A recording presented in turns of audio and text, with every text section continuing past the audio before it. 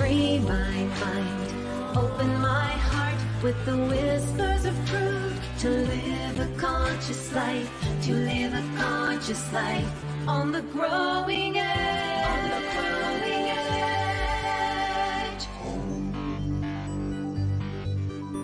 And now, here's Allie. Hello and welcome to Growing Edge Live.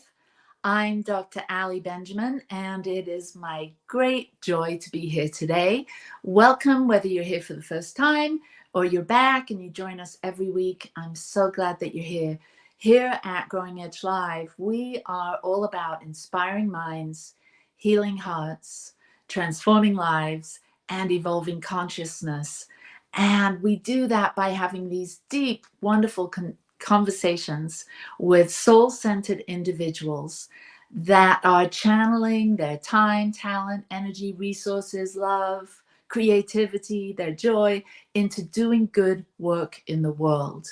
And so every week we come on and we dive into the life of someone that is truly leaving a soul print on the planet and touching a lot of hearts. So welcome. I'm so glad you're here.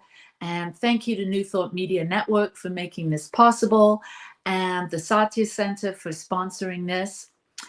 At the beginning of the show, we love to take a question from our viewers. And today in the Ask Allie segment, I have a question from James.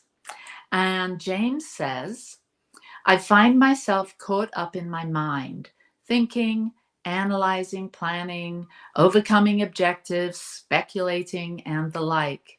I have a lot of great ideas, but have trouble putting them into action. I seem to spend a lot of time spinning ideas around in my mind. Any tips? Well, James, I can absolutely relate. I can do the same thing. I have a lot of ideas and a lot of plans and can get really caught up in the habit of overthinking. I think many of us are challenged with this. And our culture really emphasizes the mind and thought and thinking. And we know, once we raise our hand and jump on the mindfulness path or the spiritual path, that we're more than just a mind. We're actually a spiritual being having this very human experience in a body that has a mind. And so as we begin to develop a practice of mindfulness, paying attention to what's going on in the world and just not being so connected to the thoughts and the emotions that are associated with our experiences, but knowing that they're there, we begin to sort of loosen our tendency to be so focused on the mind and its interpretation of things.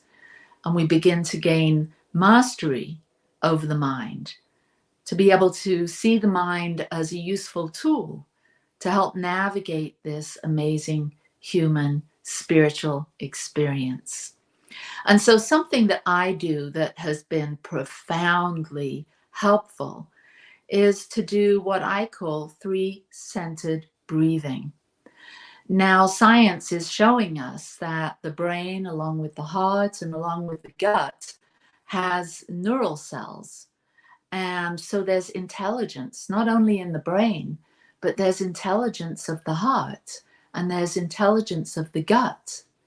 And so the head is associated with thinking and processing, and the heart is associated with feelings and emotions and knowing what we love and what we don't. And then the body, the gut, is associated with instincts, urges to do certain things or not. There's a great intelligence and intuition that lives within the body that we primarily tap into through this gut center. And so when you find yourself spinning and overanalyzing and overthinking, planning, overcoming objectives, speculating, and the like, it's time to just stop. And if you can, I like to think of the word stop as meaning surrender to one presence, S-T-O-P. Simply stop, surrender to one presence. That's the one life, the one power, the one infinite organizing intelligence. And in just a minute or two, you can do this simple exercise of breathing, using breath work to bring your breath down into the heart, into the mind, first of all, and start to notice that you have a local mind, that you're doing all the thinking and the processing. That's where all of that's going on. But then if you pause for a minute and think, there's the omniscience, there's the infinite realm of possibilities and potentialities that exist beyond my local mind. And this non-local mind, you might say, has a greater expanded sense of what's possible. And so as we do this breath and we come down into the mind and then expand from the local to the non-local, there's sort of a relaxing. It's like, oh, I'm not as attached to all of these little thoughts that are going on in here. I'm relaxed more in the greater fields, the quantum field of thoughts, of energy and information. And then bringing the breath down into the heart center, there's the local heart. Then there's the expanded heart. The local heart is about how you're feeling, what emotions you're experiencing, the ideas and things that you have in your heart that you want to do or be. And then there's the greater heart that's unconditional, loving acceptance. And so there's a blending and a merging that occurs when we bring the breath into the heart, and then the greater heart, the deeper heart of the universe, the heart of God. And then we bring the breath down into the body, into the belly, into the gut. And when we can feel our physical local presence, but we can also, as we expand it out into the omnipresence, we feel the oneness that we can experience when we open up and feel ourselves connected to the one life, the one presence, the one power that is existing right here and now that we're a part of. And so omniscience, omnipotence, omnipresence, and we start to do this breathing through the mind and the heart and the body, and we begin to see that we're not just this thinking analytical mind, that we actually have other intelligence that we can tap into, that's available to us, the intelligence of the heart. What would love do in this situation? The intelligence of the gut or the belly. What am I here to be? How am I here to act, to serve, to evolve? What am I feeling? What urges, what instincts can I tap into? There's greater intelligence. And the mind, when it's in coherence with the heart and the gut, then you have some wisdom. Then you're operating on all three intelligence cylinders, and you have greater discernment. There's greater ease and flow. There's a sense that you're in the zone. And this is being in your authentic power and having access to more than just that head center. You've got the heart center and the body center. And this is all in coherence and in alignment and offering you a greater resource to be able to navigate your life, to actually think up ideas, to establish goals, to establish the reason and the meaning behind why you're doing what you're doing and who you're being. And you start to give some heart to that. And then you start to embody it, bring it down into the earthly realm of action, of doing. And you start to see that you are a three-centered being that is here to navigate this earthly realm in a very conscious, alive way.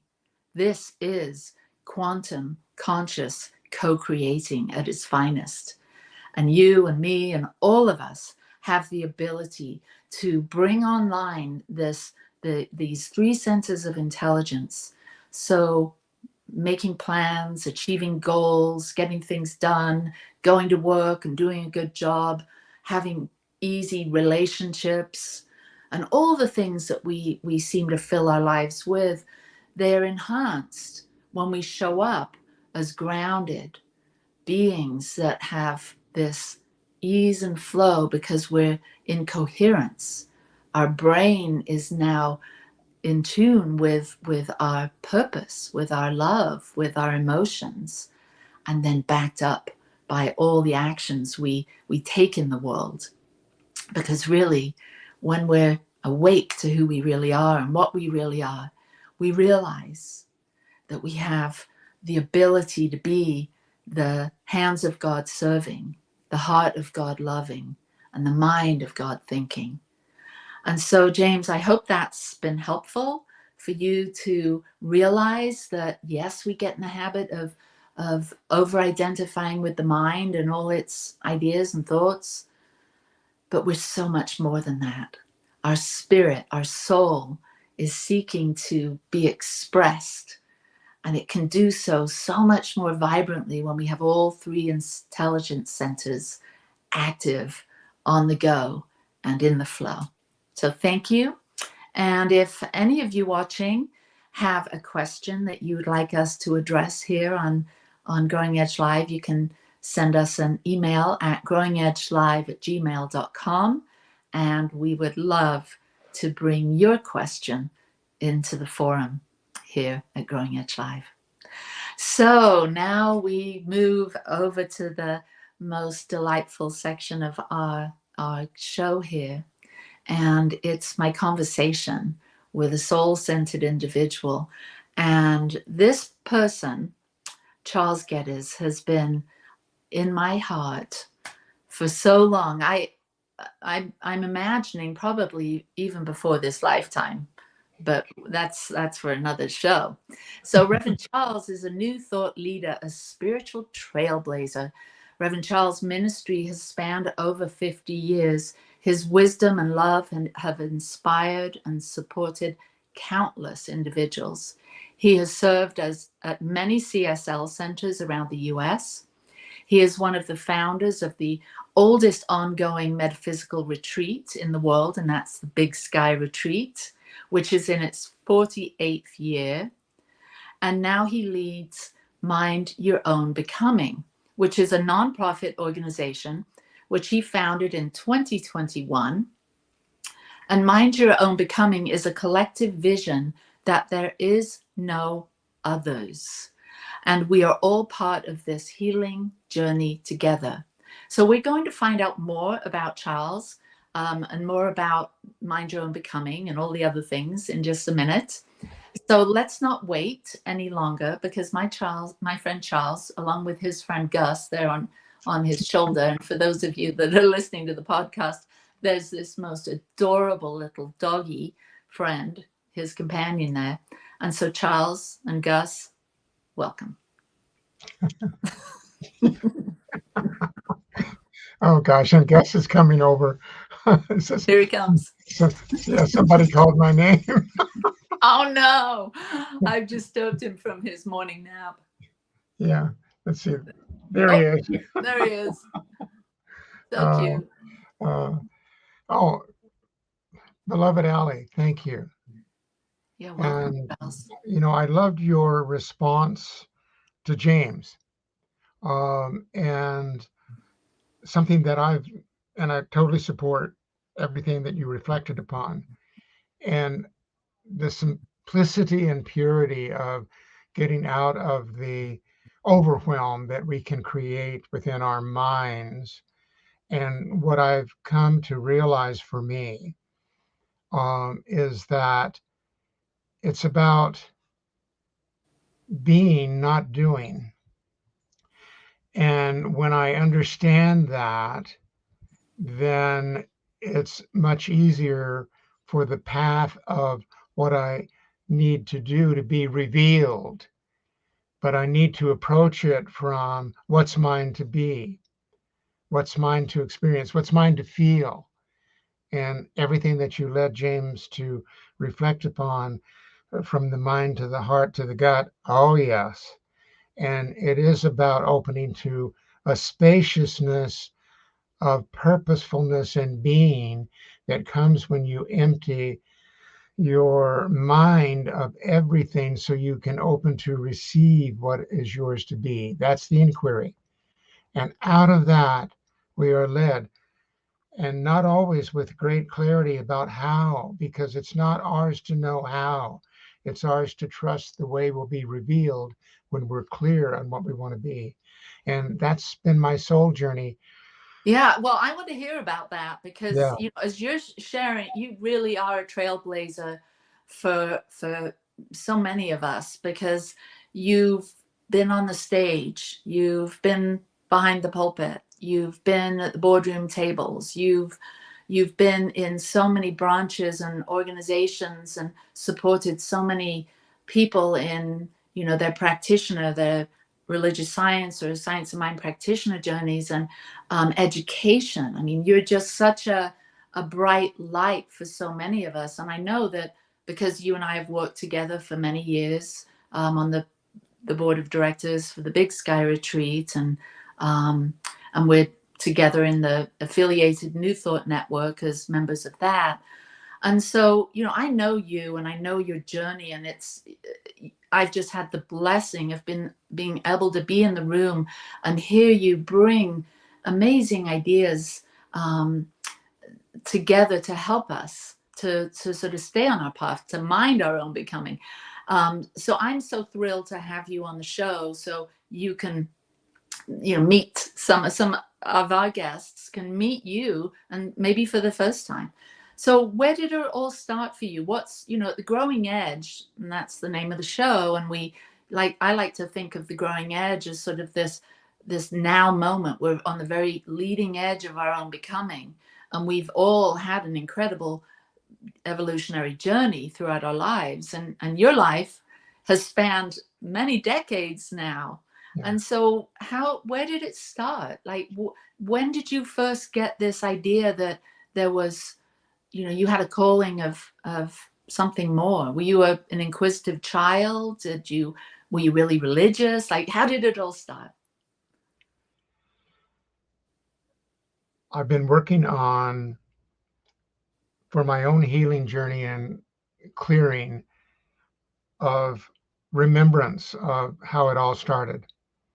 And I actually had an experience in my mother's womb of feeling and sensing what was on the outside and not really wanting to come through.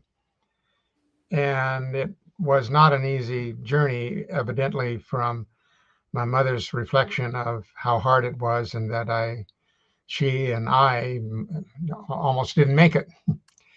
But what I realized, and from the earliest memories I have, is that I did know that I came from beyond, that there was something beyond. My dreams as an early youth and child were of cataclysmic events, and I know that was remembrance. That was remembrance from previous journeys and lives. So I was born with remembrance, and in a manner and way not everyone has. And so that led me to creating what I thought maybe were imaginary friends, but maybe not. That I've always sensed the angelic realm and sensed it from an energy field. So I could say that everything that I came in with gave me a connection that was beyond this place of earth. And this place of earth for me, in many ways, was not an easy do. I don't think it's an easy do for anybody. I think it's overwhelming because it's so conflicting to what we feel in our hearts, and that there's no others. And yet from early on, we learn separation. We learn divisiveness. We learn otherness in the context of There are those that are entitled. There are those that are, uh,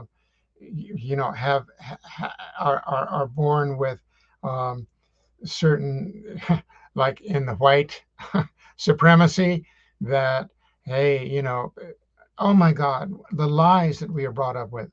So to zero in on your question, I know that I was gifted with being able to realize that there was something beyond and more.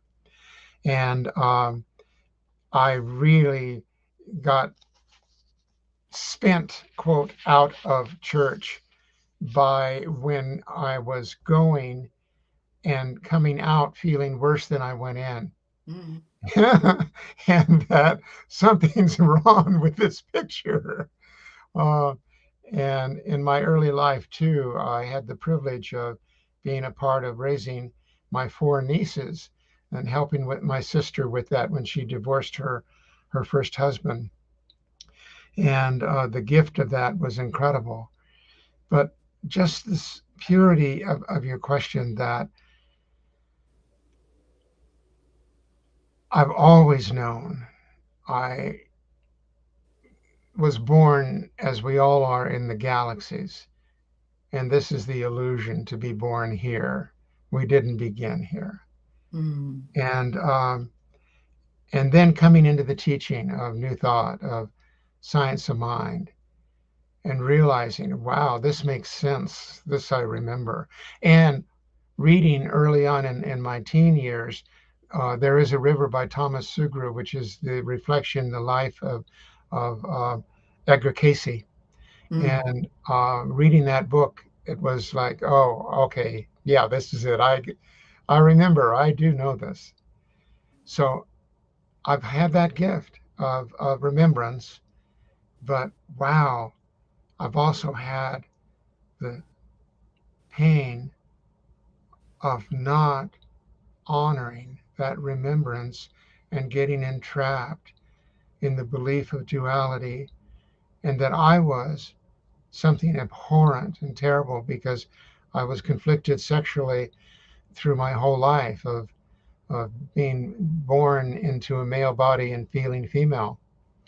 And back 82 years ago, that was pretty horrible.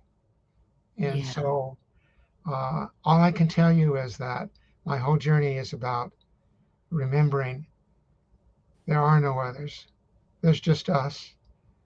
And only when we finally get that can we be about being what we're supposed to be here for one another. Yeah.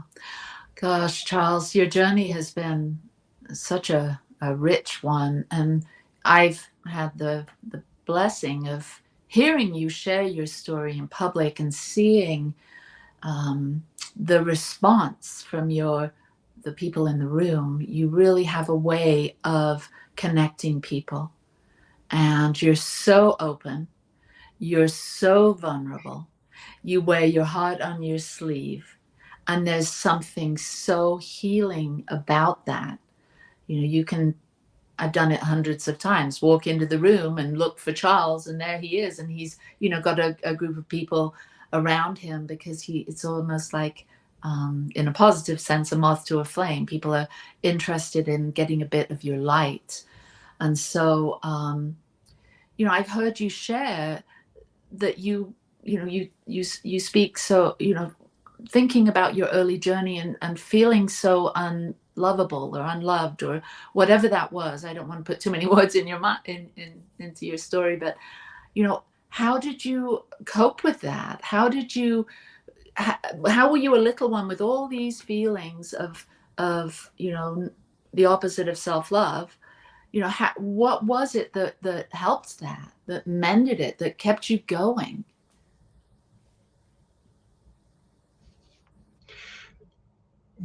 The innate reality of the child within me, and that child was born to be curious. That child was born to be in an adventure in this journey in life, and that it was meant to be predominantly fun. And I love laughter. I think laughter is so healing for all of us. And um, and and just feeling that whatever I was doing. I didn't understand doing and being as clearly as I do now, but that whatever I was doing, uh, that it could be about blessing for others. And there's I'll paraphrase a statement in the Science of Mind text that Ernest Holmes said that if your desire is one that is pure in the context of that it is a blessing to everyone that you will come upon, then that is truly what you measure it by and go for. And I've shared that I went into the ministry for all the wrong reasons because I thought that if I did enough good, that if I served enough in such an arena, that I could overcome that inherent darkness and abhorrence that I felt eating away at my soul of being born on the wrong planet. And I have gained, thank you, that I wasn't born in the wrong planet. This was predestined to be, and that to come to a place now at 82, that for the clearest awareness of myself that I've ever held, that I'm only here for the purpose of loving. And above all, that begins with Charles and honoring and loving him. And that's where, Mind Your Own Becoming is born from, but it was really born out of 2020 and the cataclysmic reality of change on our planet, Black Lives Matter, and realizing all that we haven't known historically and have been in ignorance of, and that we can no longer be, because we're here to know the truth that sets us free. And that truth is we all belong without exception. And can we learn from each other? And can we be accountable for past generations, for the horrors that have been created and brought upon this planet? Doesn't mean that I feel guilt and shame in regards to this present life, but it means that I'm accountable in this present life to see that future generations don't carry the same ignorance. Beautiful. Yeah. Wonderful. Well, we're going to go to a short break, and then we're going to come back and have a bigger conversation with, and he gets all blushed and flustered when I refer to him as this, but my friend, the living luminary, Charles Geddes. Oh, See God. you on the other side. All right.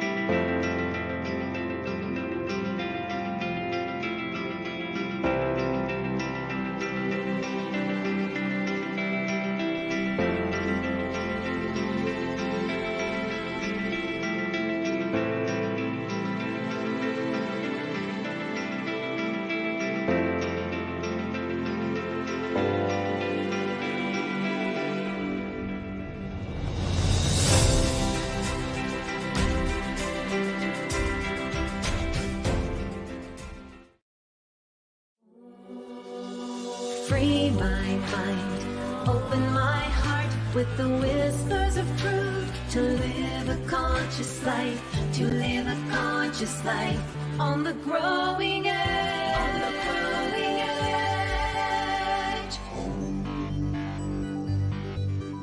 edge. And now, here's Allie. And we're back. Charles, you've been in ministry in science of mind, sharing universal spiritual principles and practices, teaching metaphysics and self-empowerment for over 50 years. And I'm wondering, what's your view? What, here at the edge, the growing edge, what's going on with spirituality and churches and brick and mortar within the New Thought world? Where do you sit with it? Because I know we're going to have a deeper conversation about your ministry now, Mind Your Own Becoming, but I want to give you an opportunity to help us leaders, people that are listening that maybe used to or still do have a pulpit ministry, or those among us that are listening that maybe attend a spiritual center, or those of us that have found inspiration through reading books or getting their inspiration online. There's been so much conversation about, do churches really work anymore? And how do people, connect and have community and that feeling that we get when we meet in person? But yet there's so many churches that are failing, and organizations that are shifting and changing. So what's your thought about churches and spirituality these days? Wow, that's an immense question. And you've got 2 minutes. No, I'm just teasing. Yeah, no, I'm fine with 2 minutes.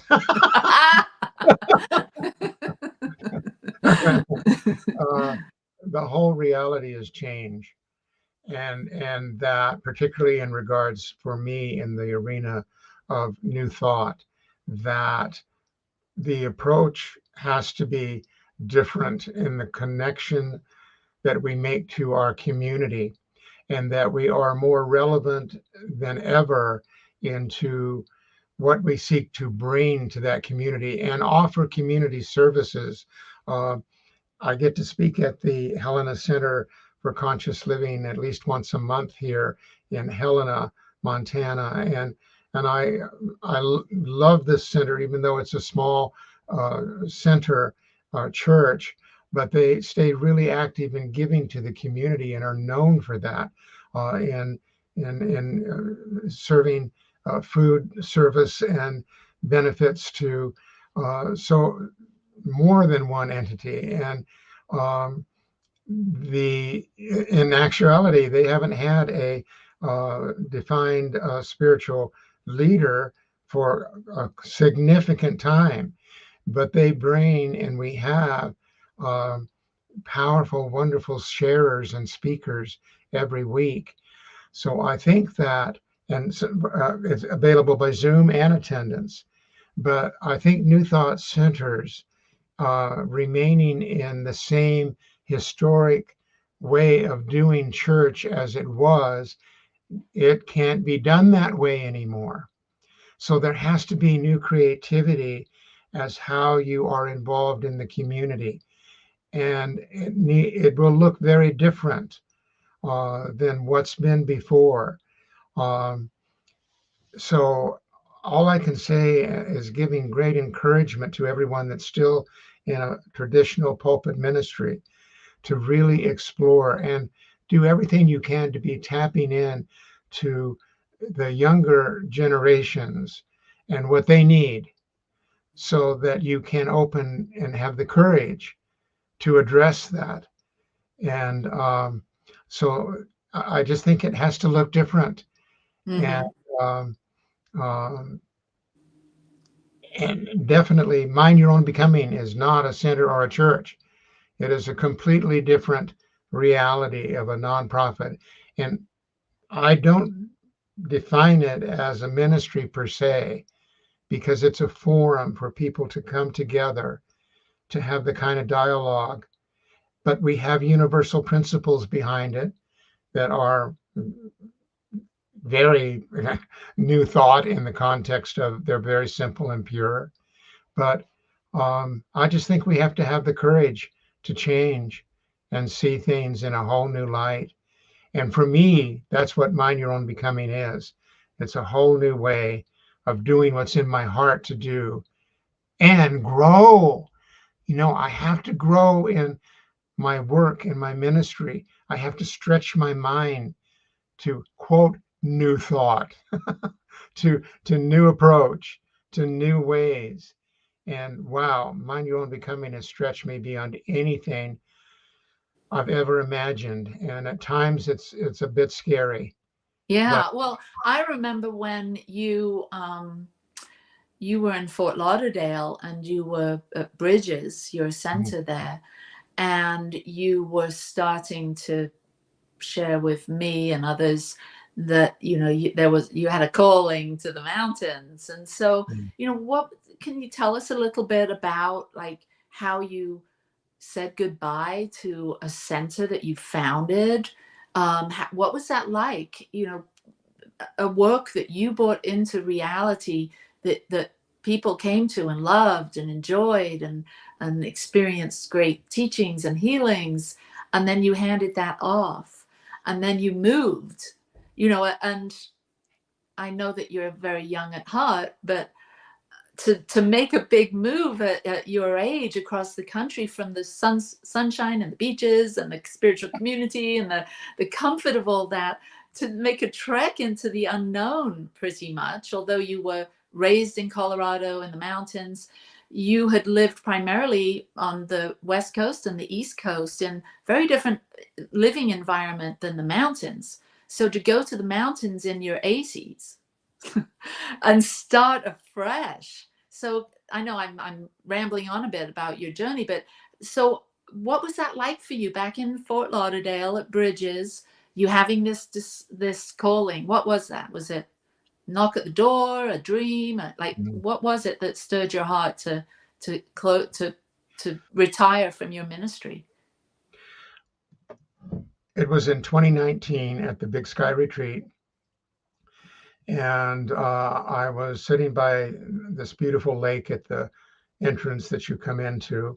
It's a man-made lake, but it's beautiful. And I was realizing how profoundly moved I was just feeling the energy there. There was family playing with their dog, and it was like, wow, I cherish the mountains.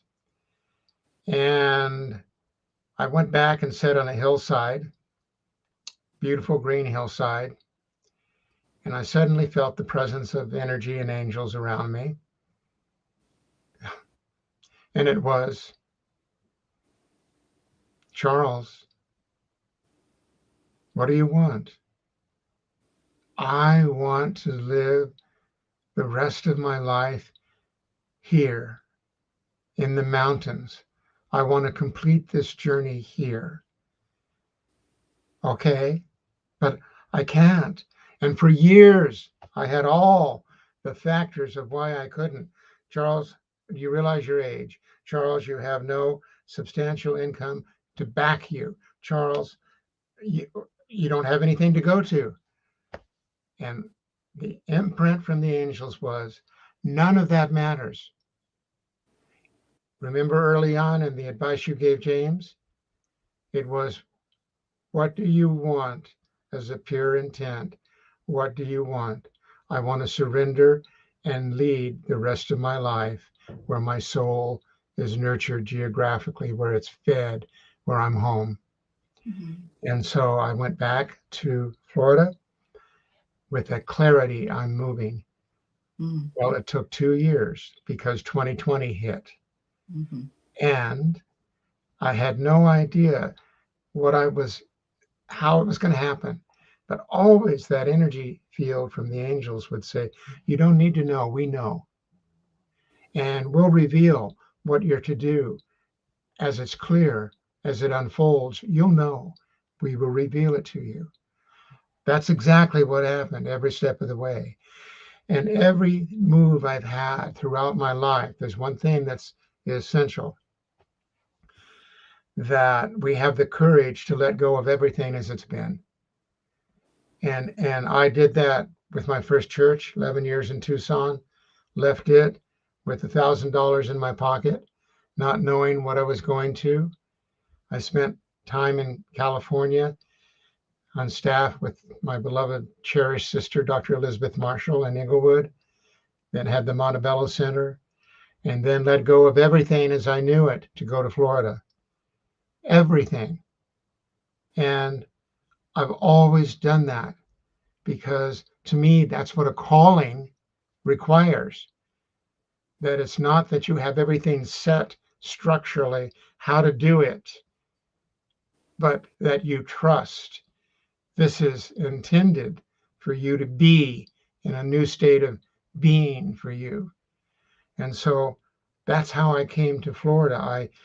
I let it all go, and I packed what I could in my car and drove cross country on my own, except I had my friend Reverend Kent Barnard, who came to Houston with me, but from that point I was pretty much on my own and came here. And I had been working with the Helena Center in their journey of leadership in Zoom.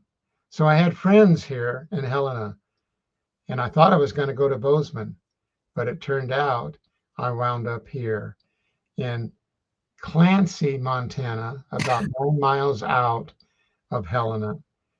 And when I first drove up here, Deb, who's the owner of the property, beautiful, beautiful lady, you know Deb, and she said, well, I have a downstairs 1 bedroom that you could stay till you find a place in Helena, because I thought I want a 2-bedroom.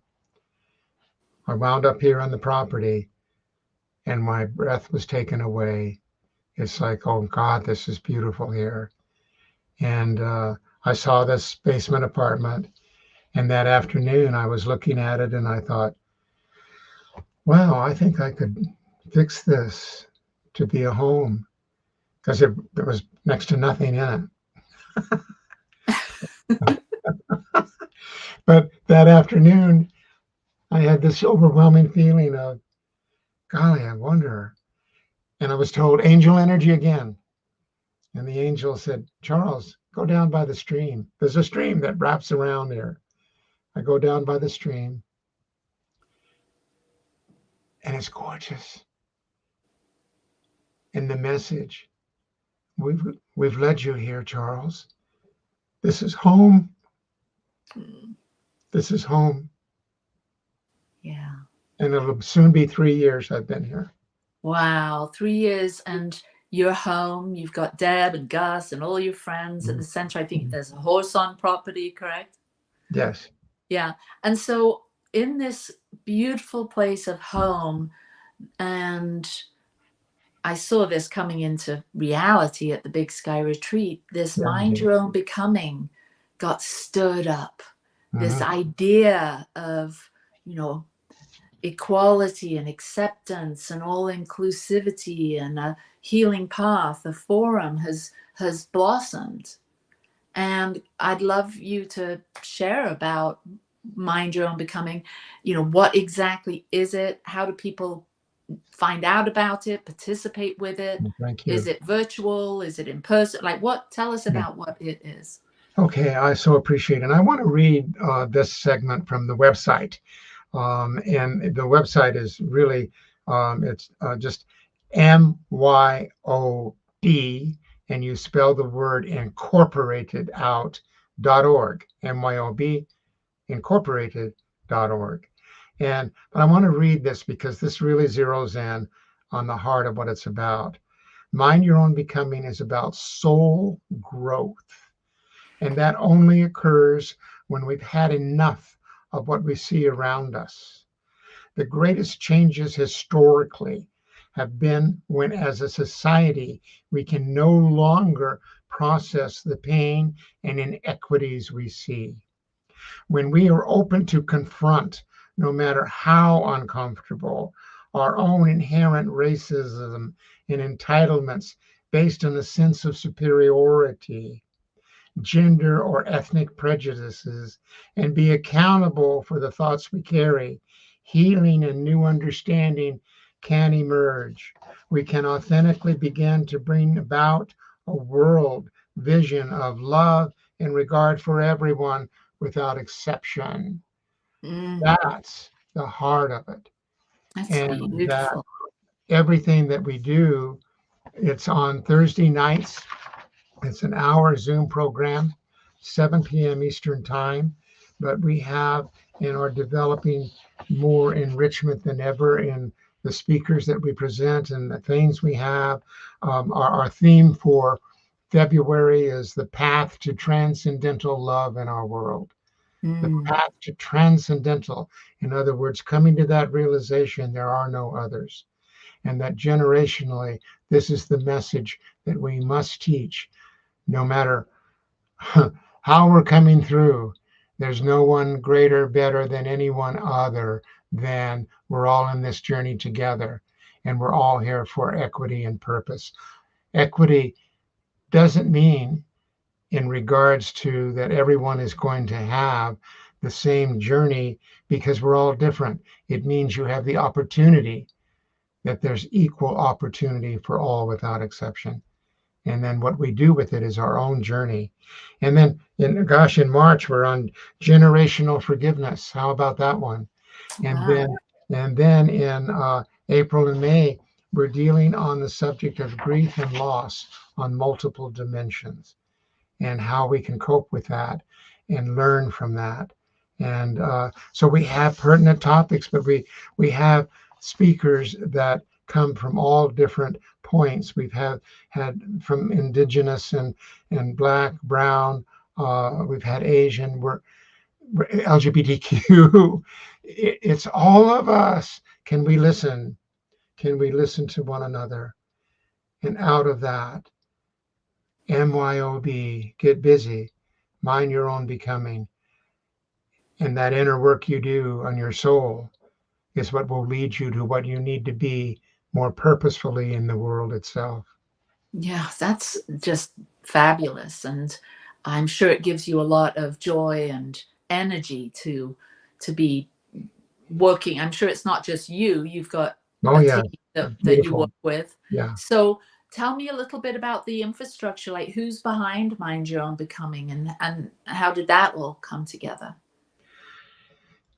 I believe in divine connections, and that when we have a pure intent that's birthing within us, that we also trust that we will have divine connections that will be revealed divinely and sequentially.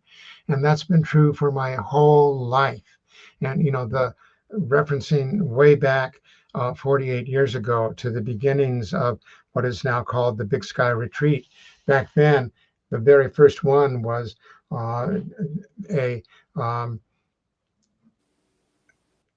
a simple gathering of the New Thought community to come together in a unique way, and out of it developed the Grand Teton Retreat that existed for 20 years there at the Grand Teton Lodge, and but that and my first appearance there, a real zeroing in very quickly. I became and had a sacred friendship with the actress Anne Francis, and it was so precious to me. And she was speaking at the retreat, at the first retreat, and I decided to go because of her. And I went, and she wasn't able to fulfill her commitment because she had a filming engagement. She had to cut it short, and she asked that I speak at that retreat. Oh, wow. So I did, and just shortly after, the president, well, not he wasn't the president at that point, but Reverend Al Hurd, who called me. He was the first president of the retreat. And he said, Charles, we want to create this as a board. And would you be on the board of this founding board of this retreat? 48 years later, I'm still on the board. But I want to reference divine connections, that Yes. when you have a pure intent, that they will appear, and they will appear divinely and sequentially. and I have someone new that's come on board to the programming for the Big Sky Retreat that is a professor with Antioch and has traveled all over the world, 30 different countries. She's amazing. Her name is Dr. 18 George. She's introducing me to so many new people. It's And this is on Mind Your Own Becoming, This right? is in Mind Your Own Yeah. Becoming. And and I have a wonderful board, and Reverend Stana Canez, and Ann Marchetti, and um, uh, Lemuel Watson, who's also a professor teacher. So many magnificent people that feel your heart and align to it. And you know, I we're by divine connection. I mean, Exactly. So, these divine connections, and, as you're sharing this with us, I'm sure we're all kind of looking back over our own lives to see, oh, yeah, there's been this trail of breadcrumbs, these divine connections that I've made, these people that have yeah. have supported me upon my evolutionary healing journey. So I'm sure within the content of your show or your gathering each week that you've had speakers that maybe you weren't so familiar with, people from all walks of life.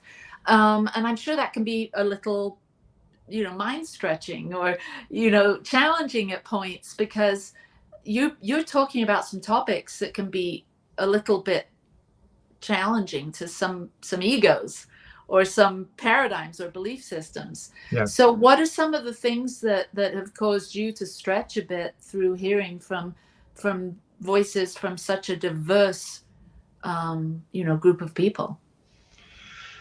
Having the willingness to be open to listen and stepping out of my own opinions and views, so that maybe in that process of that willingness to have a spaciousness in my heart to hear something different or new, that I might understand more clearly where someone else is coming from. And also to recognize that historically, our view of history has been very much a mess, because there's so many things that we've been told that are untrue. And the willingness to see that, to own that, to realize that, and and that everyone has a different perspective, that it's not universally the same for all. It's not possible to be.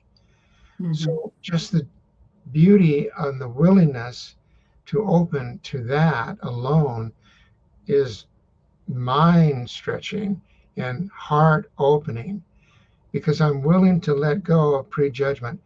And that even means in the regards to our politics today, that I'm clear on what I stand for, what I believe in. But I also want to understand what creates or moves someone into where I feel is completely opposite to something that makes sense to me. But what's behind that? If I can understand what's behind that, then perhaps I can have a better compassion, and not agreement per se, but an openness to understand and work from that place. Oh, the whole journey here is that hate will beget hate, will beget hate. Love will beget love, will beget love. And if we have enough of that begetting, we can begin to see hate dissolving, weakening, disappearing, to where we can build the bridges from heart to heart to heart. Beautiful. What surprised you in this journey with Mind Your Own Becoming and the guests that you've had on? Has there been a couple of surprises that you can share, as people have opened up and had dialogues and shared their stories? How much I haven't known. How much I haven't known. And how much that we all assume or presume about someone, or another race or body of people. That's completely untrue.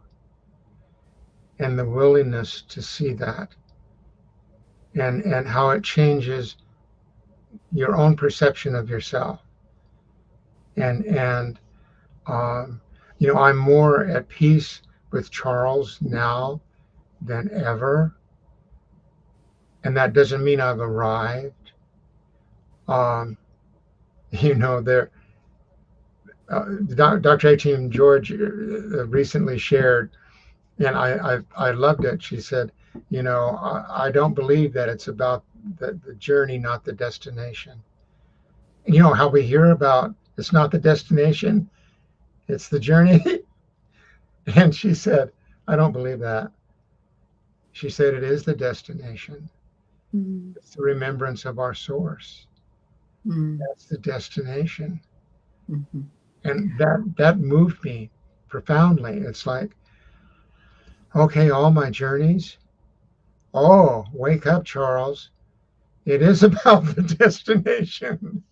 Yeah. About, and what is that destination? Because we're about to close, and I'd love it to end with this one or two thoughts about the destination. I love it.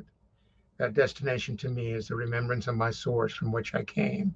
It's the remembrance that I was born into, that in that womb when I shared it originally at the beginning. It's like, oh God, what am I coming into? But what I was coming into was my charge, my purpose, to bring the unconditional love, the purposefulness of living, the purposefulness of loving everyone without exception. That's the destination. That's the remembrance to bring to this planet that got entrapped in duality, that got entrapped in separation, that I can remember from whence I came, that we're all stardust, that we're all from the galaxies, and we're in this together to bring a heaven, an expansiousness of consciousness on planet Earth for love for all without exception. Yes. So it is. Oh my God. Can I share, Gus? Gus, come here. Come here. Oh, here we go. We didn't say goodbye to Gus. Well, thank you, Charles. Thank you, Gus, for joining us. Thank you for sharing your beautiful ministry, Mind Your Own Becoming, and your life. It's been just such a pleasure. And thank you, guests, for watching. Thank you to New Thought Media Network and our producer, Michael. And next week, you can't miss it. I have a beautiful guest, Bill Soroka, and he's an author, entrepreneur, and he'll be with us. So thank you again. Bye-bye. Peace and blessings. Bye, Gus. Bye, Charles. Free my mind, open my heart with the whispers of truth, to live a conscious life, to live a conscious life on the growing